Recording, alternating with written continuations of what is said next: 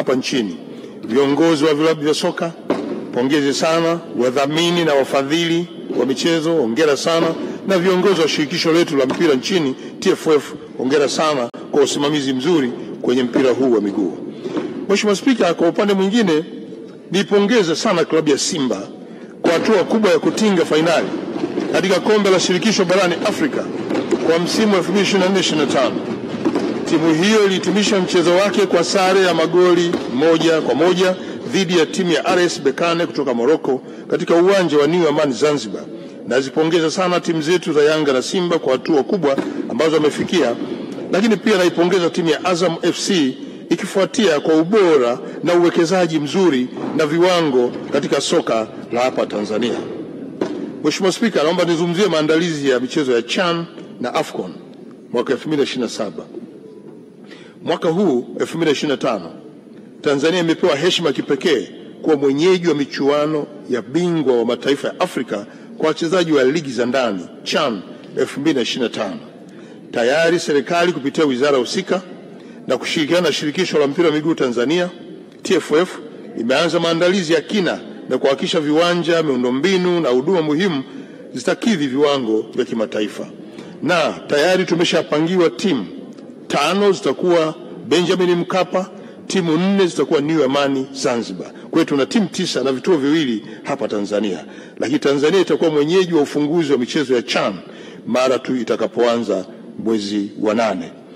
Mheshimiwa Spika, hadi kufikia Juni 2025, ukarabati wa uwanja wa New Amaan Zanzibar umeshakamilika. Ujenzi wa uwanja wa Arusha umefikia 47%. Ukarabati wa uwanja wa Benjamin Mkapa umefikia 88%. Mheshimiwa Spika, pamoja na jitihada za ujenzi wa ukarabati wa miundombinu ya msingi, vile vile ukarabati wa viwanja vya mazoezi unaendelea vizuri, ambapo ukarabati wake umefikia 90%. Viwanja hivyo ni Gymkhana, uwanja wa chuo cha sheria na uwanja wa Meja Jenerali Isamuhyo kule Mbezi Beach, Mbweni. Mheshimiwa Spika, kwa mwaka 2024-2025 wanamichezo na timu mbalimbali wamefanya vizuri katika mashindano ya kimataifa na kuipeperusha bendera ya taifa, na baadhi ya timu na wanamichezo waliopeperusha bendera ya taifa na kuletea heshima nchi yetu ni pamoja na hao wafuatao. Moja, mabingwa wa mashindano ya wanawake Afrika Mashariki na Kati CECAFA Senior Women Championship 2025, na yenyewe imeletea heshima taifa letu. Timu ya taifa ya cricket ya wanaume chini ya miaka 19 ambayo imefuzu kucheza kombe la dunia ambayo limefanyika katika nchi za Zimbabwe na Namibia, itafanyika Zimbabwe na Namibia mwaka 2026. Timu ya taifa wanawake ya mchezo wa fusto ilishika nafasi ya 2 katika mashindano ya Afrika na tayari imefuzu kucheza kombe la dunia nchini Ufilipino mwezi Novemba mwaka huu 2025. Klabu ya Simba ilifikia hatua ya fainali la kombe la shirikisho ya CAF na kuwa mshindi wa 2 baada ya kupoteza mchezo wake na timu ya RS Berkane kutoka nchini Morocco. Timu ya taifa ya wasichana ya mpira kikapu na umri chini ya miaka 16 ilikuwa mshindi wa mashindano ya Afrika Mashariki ambayo yalifanyika Kibaha mkoani Pwani mwaka 2024. Mwanariadha Alphonse Sim alishika nafasi ya 2 na kupata medali ya fedha katika mashindano ya marathon ya Boston ambayo yalifanyika nchini Marekani mwezi Aprili mwaka 2025.